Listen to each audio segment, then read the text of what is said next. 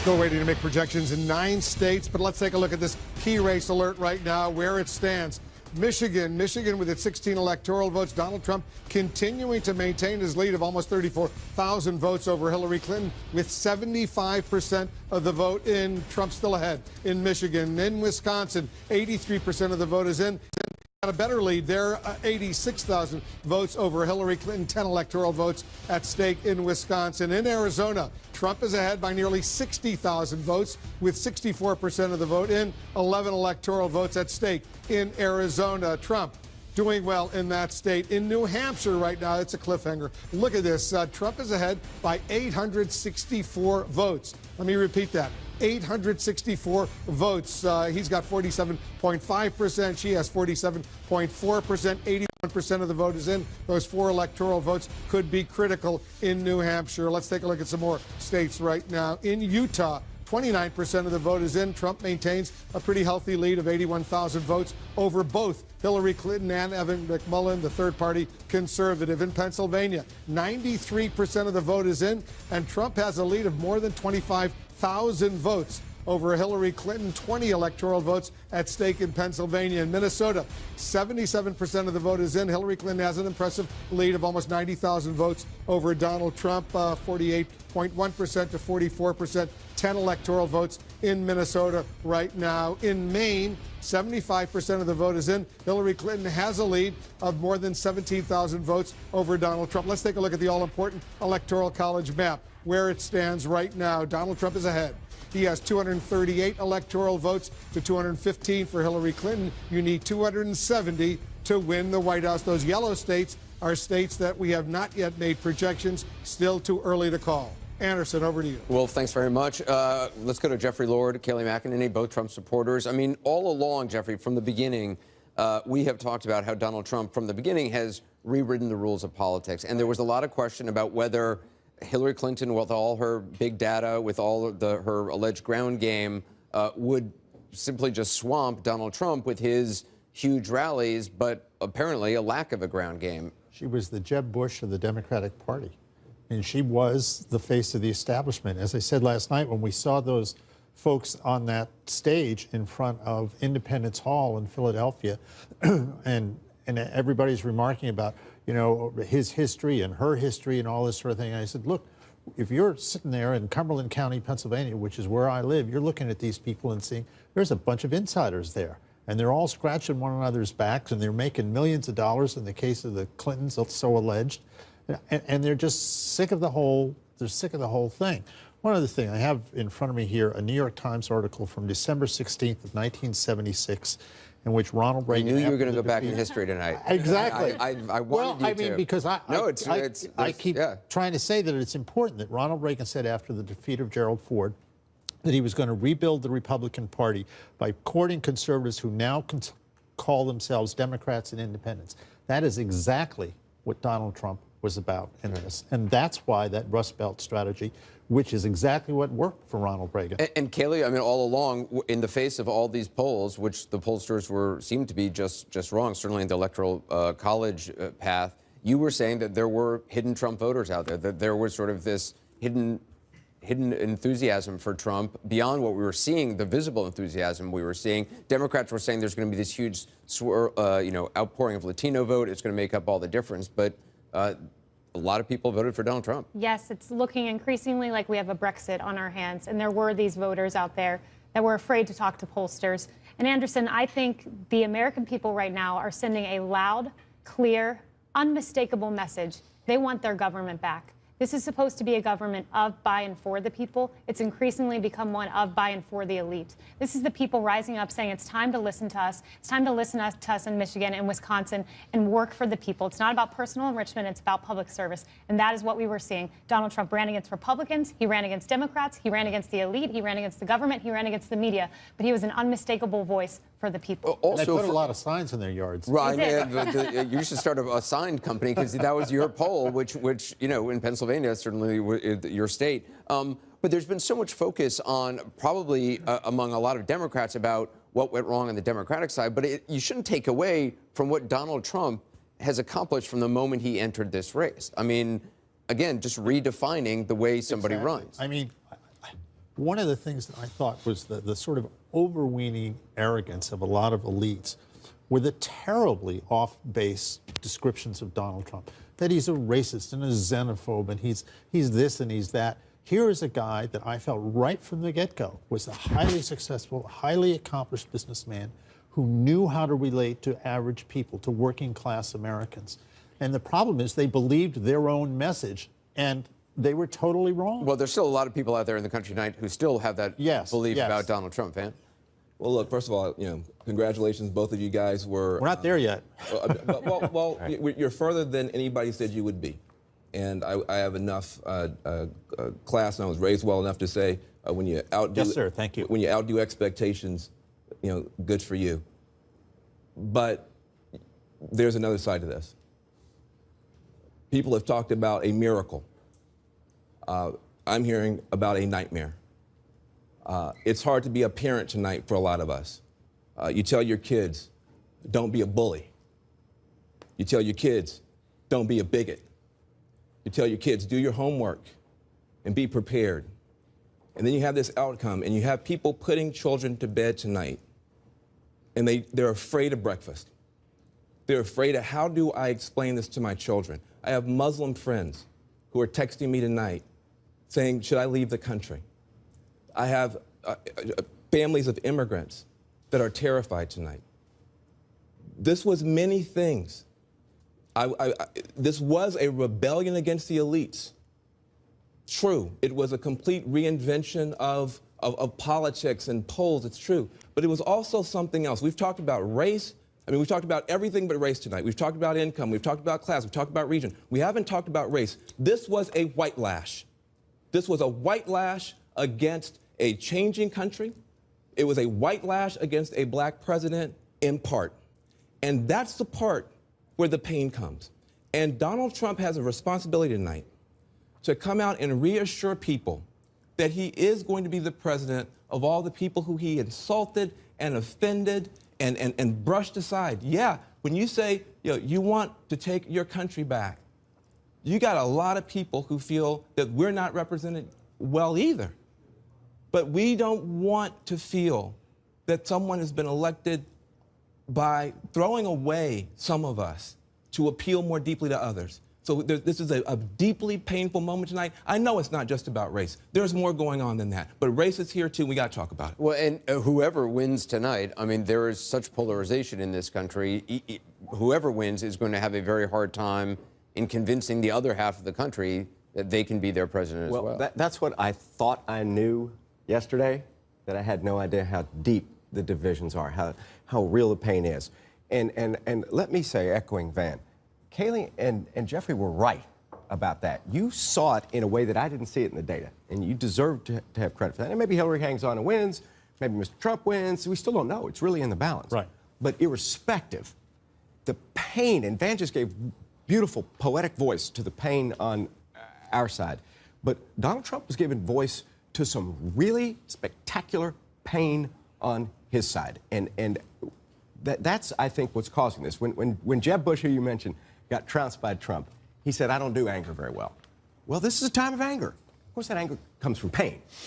And Trump saw that, and he gave voice to it. He also reached across lines, though, that Republican candidates haven't reached across before. He made a direct appeal to the African-American community. He made a direct appeal to a whole group of voters, those in the inner cities who have been left behind, who haven't heard from candidates in decades on either sides of the aisle. And he took his message to them and said, I feel your pain, and I'm going to be there. Listen, we're gonna have to hold hands now. This is gonna be tough. But we'll have to look and see if those people heard it the way you heard it, and if they voted for him. The problem that we have is that there is real pain in the country. Look, Hillary Clinton had to put down a rebellion in her own party. There was a rebellion in her own party along these lines, the Bernie Sanders rebellion. And she put that rebellion down. And she was able to co-opt and pull some of it, but there was still heartburn and rug burn there. There's healing that has to happen in the Democratic Party. And there has to be a real conversation about what happened in that primary. And there's pain, economic pain in your party. But you do yourself a disservice, and I don't want either of you to be naive. There are people in your party for whom this was also a vote against political correctness, which for some of them means a vote against these others. And we're going to need your help to heal that. And if I can't acknowledge the elitism in my party, and you can't acknowledge some of the bigotry in your party, we're never going to get there. Donald Trump's going to be a voice for all the people. I- He said that I from pray day to one. God. He's He will going make to it do pray to his that. God. first objective to bring people together. I have not the slightest doubt about it. I mean, he said it, but I certainly believe him. I mean, I've seen that in him all along. We're going to have to work together. But Let's bring in the other side as well. I just want to talk about some of the things that we watched tonight. We saw lower African American turnout, Van. I mean, you were seeing that. We also saw that 65% of Latinos voted for Hillary Clinton, but 29% voted for Donald Trump. That is more than Mitt Romney got. So you have to think about that. You have to think about that. And more than many Democratic Latinos certainly Exactly. thought that Donald Trump Young could get. voters, also, we've known Hillary Clinton has had a problem with young voters. She got a majority of young voters, but 37% of them, according to the exit polls we're looking at now, voted for Donald Trump. Now, when I've been talking to some Democratic strategists who are pro-Clinton this evening, they blamed what's going on this evening. And again, we don't know the result, but they blame the closeness of the race, let me put it that way, on two things. On the Comey interference a couple weeks ago, and on the third-party candidates. And I've been communicating with them saying that's not enough. Isn't it I easy? can't do that. Isn't it That isn't easy to Wait. just blame Comey for I think changing the it's face of far- conversation? it's gotta be David? some As a Clinton person, let me say that's far too tactical. Exactly. Yeah. There's That's something what I said. really big going Yes. on. Right. And it's been- There So is you- an earthquake going on, and they're saying, well, it's a washing machine. Right. No, So you no, it's combine plate it- tectonic. So you combine it with the race issues, you combine it with rural Americans who came out and voted, the sort of Brexit, hidden voters. You combine it with class issues, which were so important. Well, but There's a David- reason this is going on all over the world. Right. All over The fact is that All over the West. Right. there are convulsive, sort of revolutionary changes going on in our economy that are driven largely by technology and globalization that have benefited, that have grown economies and have benefited some people and have displaced others. And for not just a few years, but for several decades, politicians have been acknowledging this and saying, we're going to do something about it. And people don't feel as if that's happening. And meanwhile, all of these forces churn at a faster pace. So you see the same kinds of forces in Britain, in Germany, in France. But it's so interesting. I mean, Michael Mercado, David was on the program the other night talking about how, well, the polling here is better than in England, where they didn't know what the Brexit result was going to be. Clearly, if this path continues that Donald Trump is on and he becomes the next president, and this is, to Kayleigh's point, a Brexit. We have said from day one is that Donald Trump represents a fundamental change to Washington, D.C. And for 30 years, elected officials, both Republicans and Democrats, have made promises they haven't kept. They have brought us into a greater deficit where we've got almost $21 trillion in debt. We're leaving our country in a worse shape than our parents left it for us for the first time in the history of our country. And what people have said was, we don't want that anymore. We don't want people who make promises that have the most extensive credentials ever to serve as the President of the United States. People don't want that. They want someone who's going to tell them the truth, that's going to go and do what they say they're going to do, to bring fundamental change, and let the people decide how the country is run. That's what we're seeing tonight, is the people have listened to what the media said. They've listened to the narrative, how great the other side was, how everybody is going to join, and how the Hispanics are going to come out in record proportion, and how Donald Trump is a misogynist and a bigot, and all the things that we've heard the mainstream media talk about. And they've stepped back and said, you don't understand. We are tired of Washington, D.C. We're tired of broken promises. We're tired of people going there and forgetting about us. And we want wholesale and fundamental change.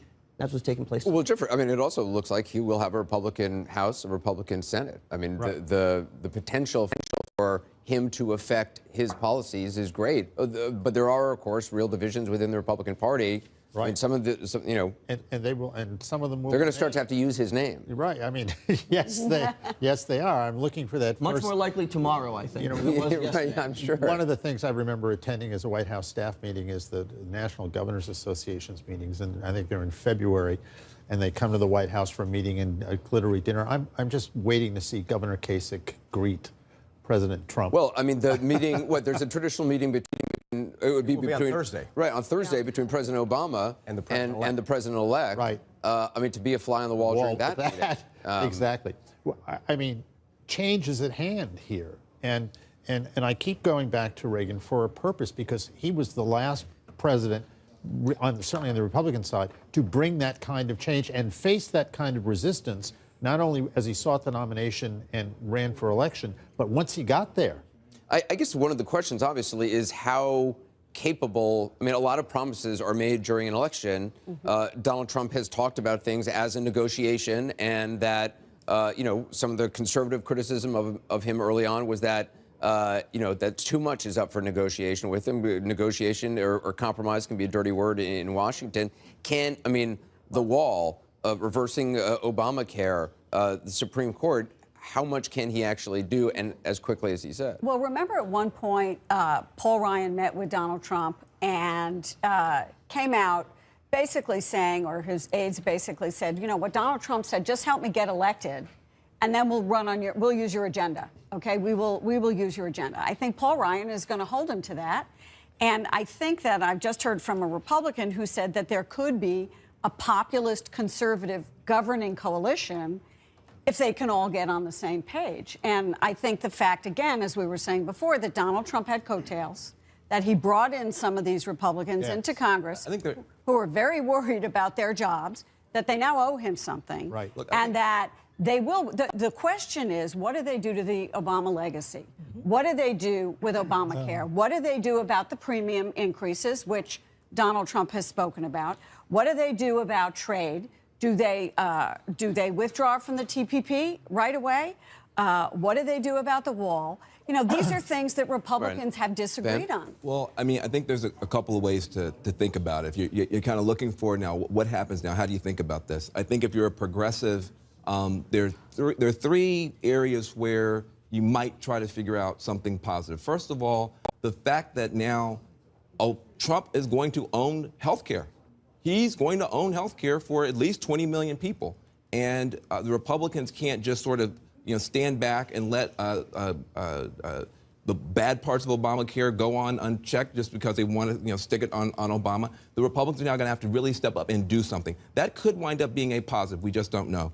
Secondly, he made a bunch of promises about urban investment and urban renewal and empowerment, et cetera. I think he should be held to those kinds of promises, and let's see if he's actually serious about those things. And then lastly, this whole question around trade. I think for the left wing of the Democratic Party, there's probably something there that can make some kind of sense. I think there are three things that are just irredeemably bad that we are going to have to resist this president on as progressives. One is all the stuff around immigration and the Muslim bashing. If that becomes a serious part of his presidency, there will be a big pushback from decent people in this country who do not want to see that type of rhetoric and agenda coming from Washington, D.C. Secondly, the Supreme Court is going to be a massive fight. And lastly, which we haven't talked about, is this whole question of climate and whether or not we're going to be able to make real progress on climate and climate change. The last thing I want to say, because I don't know if I get a chance to talk again, there are people around the world who are watching this. They are appalled, they are shocked, they are surprised. The markets are showing it, and there's some people who are laughing, and some of them are in the Kremlin. This is not just the first election in which you had a woman running and a business person running. This is the first election in which an enemy power deliberately and explicitly interfered in our election and got away with it. And they interfered in our election in a one-sided way. They didn't hack Democrats. They didn't hack Republicans. They hacked Democrats. And we're going to have to figure out now, what is our relationship to Russia going forward? And if Russia got away with it this time, what if the Chinese do it to the Republicans next time? We are now living in a completely different context from a national security point of view, and that needs to be talked about. Jeffrey, assuming Donald Trump becomes the president, do you think, and he's already talked about, there's been some talk about who would be his attorney general, who would be his secretary of state. Do you see him reaching out to kind of a diverse group of Republicans or whomever to kind of form a cabinet? Where do you see? Yes. I mean, again, the model for me, which was instantly clear to me as I got to know him, is his own company. I mean, he has a lot of people there, a lot of very different people who are very talented in A, B, or C areas that he brings in to accomplish tasks. That's what he will do. I mean, he's an executive. He has an executive's mind. I have no doubt whatsoever. Now, will he, as any president should, having won an election, want to steer the country in the direction that he promised he would steer it? Sure. Will he try to find people who will do that in these individual cabinet departments? And, you know, the age-old problem in Washington is presidents appoint people to run departments, and then they wind up doing it the reverse. They wind up representing the department to the president instead of representing the president and the people to the department. But yes, I'm sure he will do this. Paul? Yeah, that may well be, but I would point out, first off, the election's not over. There's Right. still Well, several right, states, right. We're- in play. exactly. And it seems to me, just back of the envelope math, highly likely that Hillary Clinton wins the popular vote, irrespective of even if Mr. Trump can pull off this Rust Belt states. Only 24% of the vote in California is in. She's likely to win that overwhelmingly. Washington, Oregon. So you could very well be in a situation where we know, no matter who wins, that this country is deeply, deeply divided. And that has been the case for many years. We had, when Bill Clinton was sworn in, he was on the book of the prophet Isaiah, and thou shalt be called healer of the breach. Then the next president had 2 terms. He said, I want to be a uniter, not a divider. Then the next president had 2 terms, and he said, there are no red states, no blue states, there are only the United States. And yet still, despite 24 years of 3 very different presidents, all talking about that divide and trying to address it, it is deeper and more painful than ever. And yes, he'll have this on trade, we'll have this about Russia, but more fundamentally, the pain here is so spectacular that it's going to take a real miracle. We've got another projection from Wolf. All right, we do have another major projection right now. All right, Donald Trump, we project, will be the winner in the state of Utah. With its 6 electoral votes, Donald Trump carries another state. You see the popular vote there.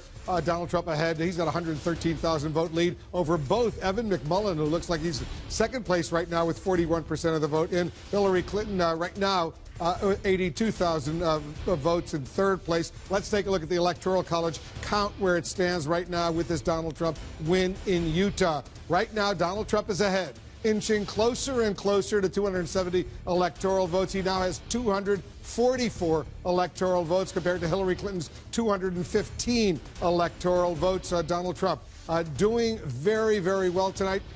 It's 270, though. That's the magic number. Let's take a look in a key race alert at the numbers coming in right now.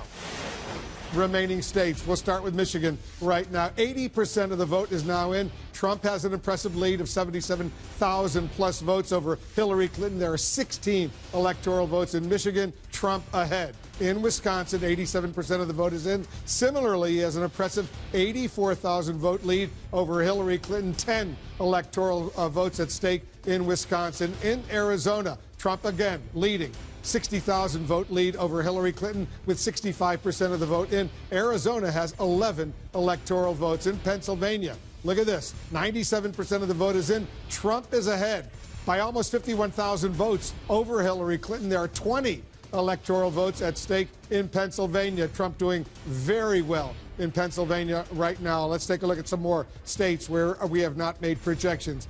In New Hampshire, Hillary Clinton is ahead, but by only 700 votes over Donald Trump with 85% of the vote in. 4 electoral votes in New Hampshire. In Maine, 81% of the vote is in. Hillary Clinton has a lead of almost 17,000 votes over Donald Trump in the state of Maine.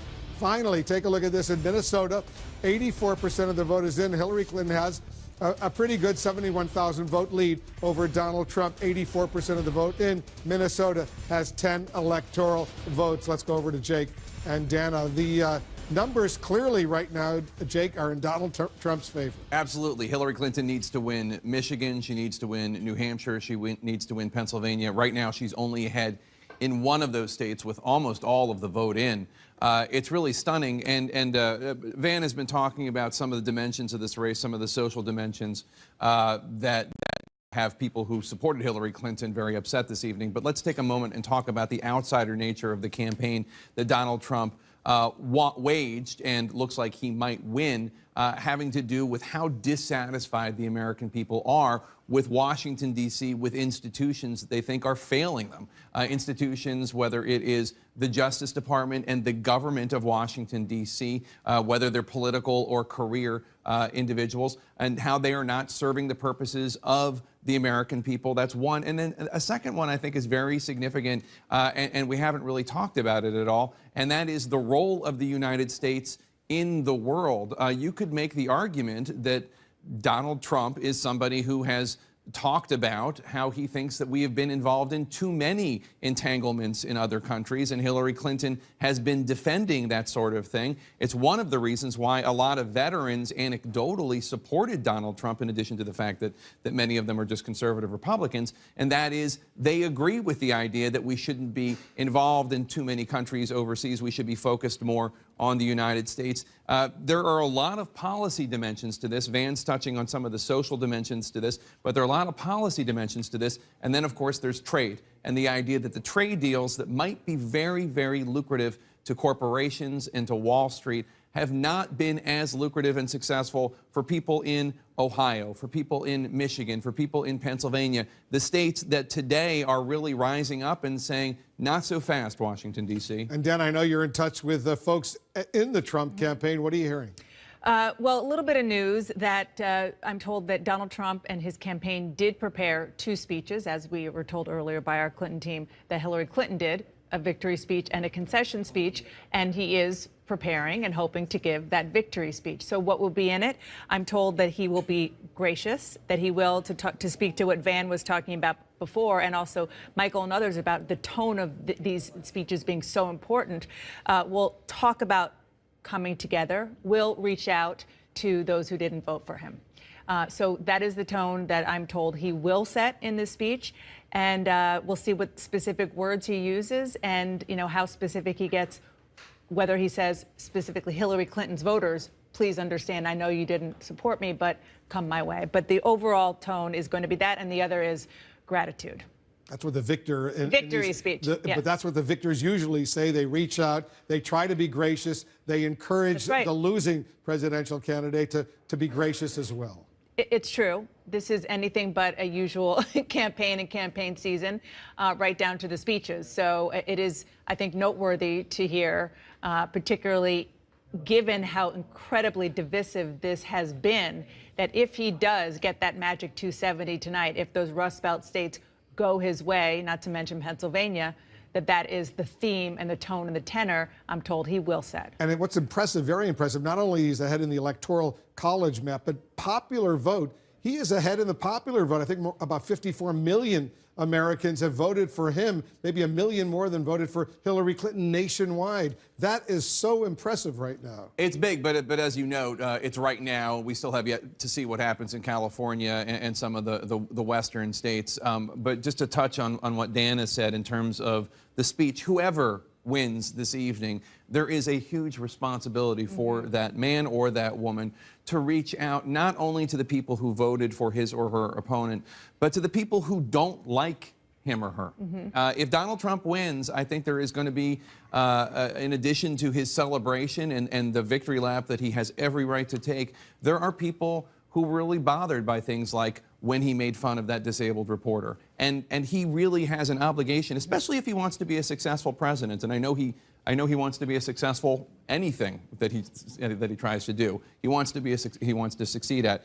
There is an opportunity now for the country to heal, for the country to come together, whether Hillary Clinton wins or Donald Trump wins. And I really hope that the victor does actually take that opportunity to try to unite the country after this extremely brutal election. The onus is also on the person who doesn't win. Absolutely. To do that. Absolutely. And you know, we remember in 2008, John McCain's concession speech was probably one of the best speeches he ever gave in his life, because it was so gracious in telling the people who supported him to please support the next president. And because, again, this has been so divisive, so tough, so intense, it is maybe even more important for the person giving the concession speech to give that message to their supporters. We'll see what time the victory speech happens and the concession speech happens. We're going to be watching all of that so closely. It's still not over yet. They're still counting votes. Anderson, back to you. Yeah, well, thanks very much. In terms of what happens in the coming weeks for whoever the president-elect is, in terms of a transition team, I mean, some of them have, I assume both sides, and certainly the Clinton side has already, they have people in place. I know Donald Trump has named as well. What is the process for that? Well, Chris Christie is running the transition That's a problem. for Yeah. Donald Trump, Yeah. and that's a problem. And he also hasn't been particularly visible of late with Donald Trump because of the whole Bridgegate trial, et cetera. But they have been running a full-bore transition. I think in terms of Hillary Clinton, when you were dealing with an Obama administration who had been here, Democrats, the transition might have been a little smoother and a lot easier.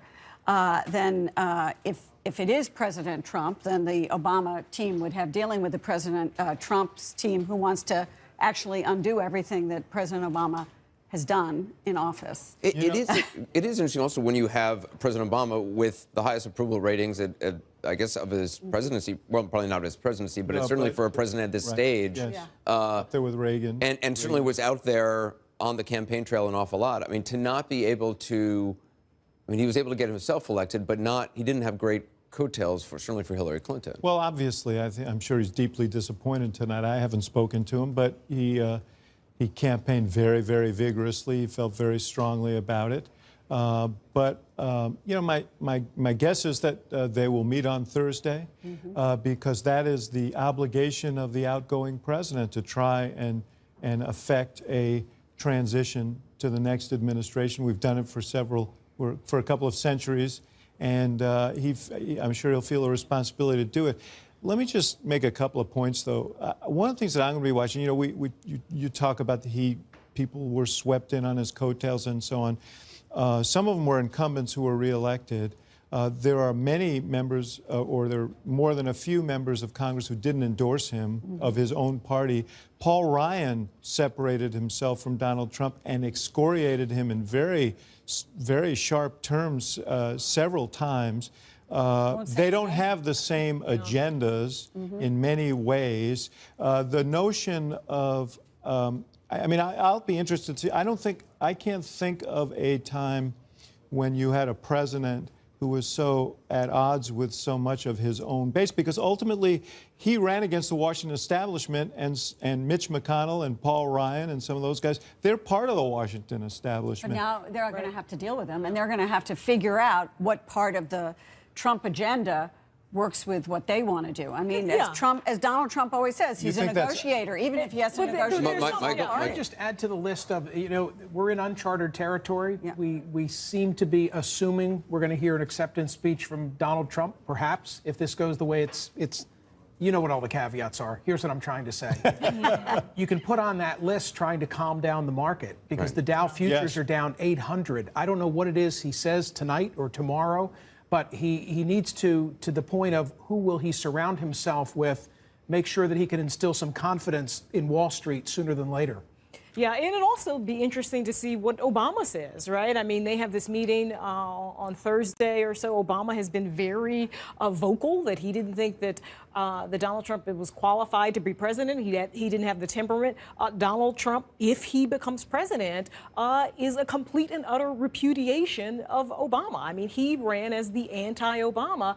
And if you look at all the things that the transition team has been saying, their goal is to undo Obama's legacy. It is paradoxical because, as Anderson pointed out, the president's approval rating is quite high. But let me just say this.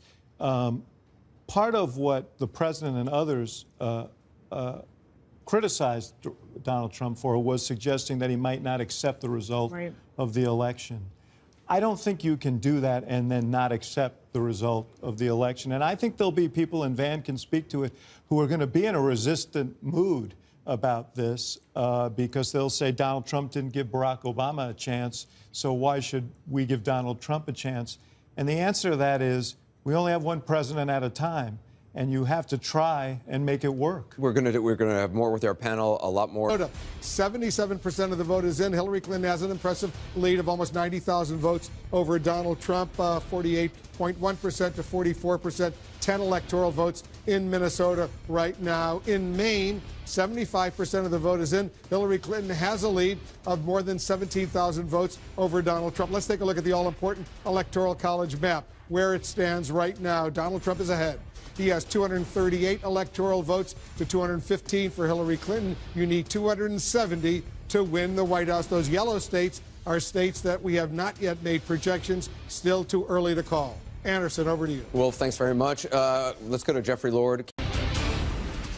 Still waiting to make projections in 9 states, but let's take a look at this key race alert right now, where it stands. Michigan with its 16 electoral votes. Donald Trump continuing to maintain his lead of almost 34,000 votes over Hillary Clinton, with 75% of the vote in. Trump still ahead in Michigan. In Wisconsin, 83% of the vote is in.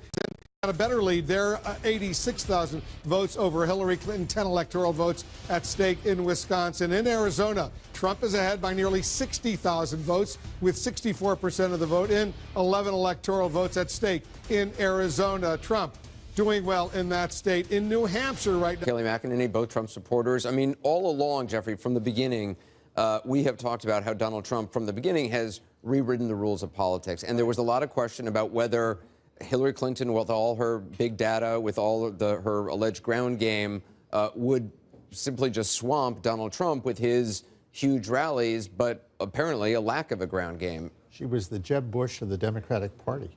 And she was the face of the establishment. As I said last night, when we saw those folks on that stage in front of Independence Hall in Philadelphia, and everybody's remarking about, you know, his history and her history and all this sort of thing. And I said, look. Now it's a cliffhanger. Look at this. Trump is ahead by 864 votes. Let me repeat that. 864 votes. He's got 47.5%. She has 47.4%. 81% of the vote is in. Those 4 electoral votes could be critical in New Hampshire. Let's take a look at some more states right now. In Utah, 29% of the vote is in. Trump maintains a pretty healthy lead of 81,000 votes over both Hillary Clinton and Evan McMullin, the third-party conservative. In Pennsylvania, 93% of the vote is in, and Trump has a lead of more than 25,000 votes over Hillary Clinton, 20 electoral votes at stake in Pennsylvania and Minnesota. If you're sitting there in Cumberland County, Pennsylvania, which is where I live, you're looking at these people and seeing there's a bunch of insiders there. And they're all scratching one another's backs, and they're making millions of dollars in the case of the Clintons, so alleged. And they're just sick of the whole, thing. One other thing, I have in front of me here a New York Times article from December 16th of 1976, in which Ronald Reagan... I knew you were going to go back in history tonight. Exactly. I wanted you to. I mean, because I keep trying to say that it's important that Ronald Reagan said after the defeat of Gerald Ford that he was going to rebuild the Republican Party by courting conservatives who now call themselves Democrats and independents. That is exactly